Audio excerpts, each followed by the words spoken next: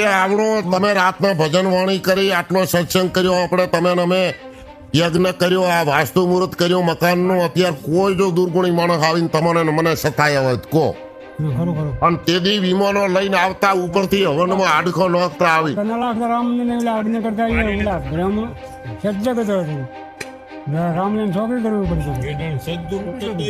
હા, એવું ખૂબ સારો છે.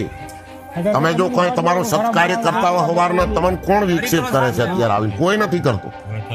આ મંદિરને શિવનું ખડવણ ને ગોદરે અલખનો નાથ બેઠો, નિરંજન નિરાકાર. અત્યારે તમે તો શ્રાવણ મહિનાની માલિકોરા એને અત્યારે તો અભિષેક કરતો કોણ આવીને તમને ના પાડે?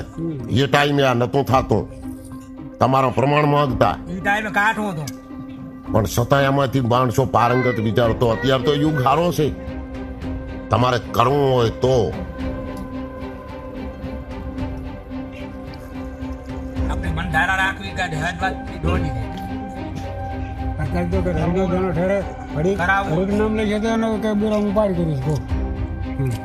તુલસીદાસજી મહારાજે માનસમાં ભગતમાં કીધું, ઉત્તરકાંડમાં કીધો છે, શ્લોક લખ્યો છે કે કલયુગ કેવલ નામ આધારા સમર સમર પર ઉત્તર પર. અત્યારે તમે ખાલી મારો અંતરથી નામ લેશો 3.5 કલાક તો તમારી બેડથી હું ભવસાગર તારી ગયો. તમારે તપ કરવાની જરૂર નથી. યજ્ઞ 11,000 વર્ષ પગના અંગૂઠા માથે આખું કેવું ભારીને તપ પર કરતા, એ દાડે પરમાત્મા પ્રસન્ન થતા. તો એવડી તો અત્યારે મારીને તમારી આવડતા નથી. અને એ ઉડણ ભગત બિચારો ગરીબ આદમી પછી નિભાડો પકવવાનું કામ કરે. એટલે સોલંકીઓની માતાજી અહીંયા વર્ષોથી બેઠેલી છે, શ્યામકારી માતાજી પહાડ ઉપર. તમે મગરા ઉપર જો ને એટલે ડાવે આઠે ઉપર પેલો ભીનબાળ આવે ને એના પેલો પહાડ આવે, અને એના માથે સોલંકીઓની કુળદેવી બેઠી છે, શ્યામકારી માતાજી. એ જે શ્રીમાળ હતો તે દાડાની જગદંબા બેઠી છે અહીંયા.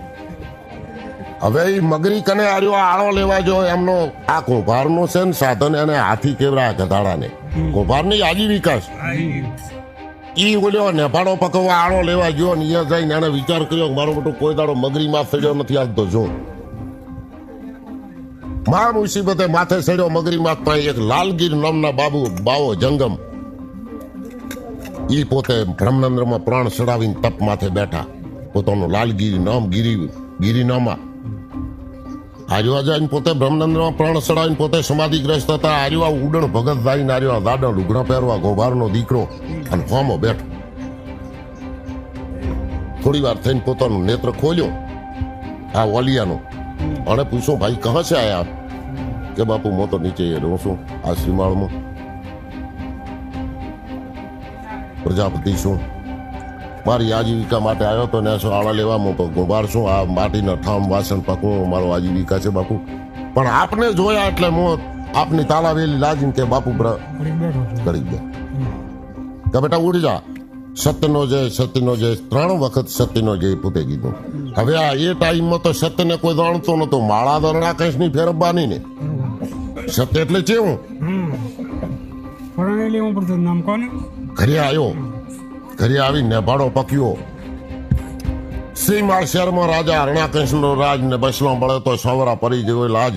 કાયાના ઘરનારો સવરા વેલો આવ, ગિરધારી વેલો આવ ને બિલાડીના બસલાની તું વેલી કરજે વાજ.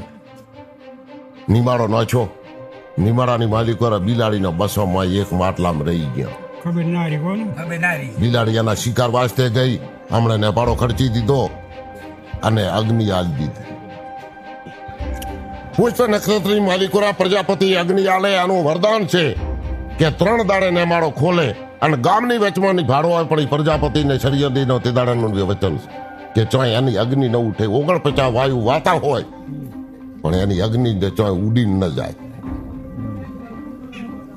અગ્નિ આલી દીધી. થોડી વાર થઈ મનાડી શિકાર લઈને આવી, વ્યાકુળ થાય એનો બચાવ ન પાડ્યા ત્યારે કોરો નેમાળાની આડે ડાળે ફરે, મ્યાઉ મ્યાઉ મ્યાઉ મ્યાઉ કરે. આ ભગવાન પારાયણ 2 માણસ સરિયાદે ભાઈએ કીધું ભગતજી મનાડી હજુ તો થશે. કે શું થશે? કે આને કદાચ આનો બચાવ હશે. આ ભાડામાં રહી ગયા છે નથી. બિલાડી આટલો અગ્નિનો તાપ અને બિલાડી આજુબાજુ ફરે છે. નક્કી કો આપણો કર્મનો બંધન થઈ ગયા. તો હવે શું કરે અગ્નિ આલી દીધી હવે એને ખોલાય નહીં અગ્નિ બુજવા જો તો આપણી આજીવિકા ટળી જાય ઓલી તો કરે ને બોલ કરે ને તો કે શું કરશો માળા ફેરો તાર ઉડણ ભગતે કીધું કે માળા ફેરવા પણ છે નહીં કે રણાકંશ ની વાત બીજી તો ફેરાય નહીં મરવું જ ફેરો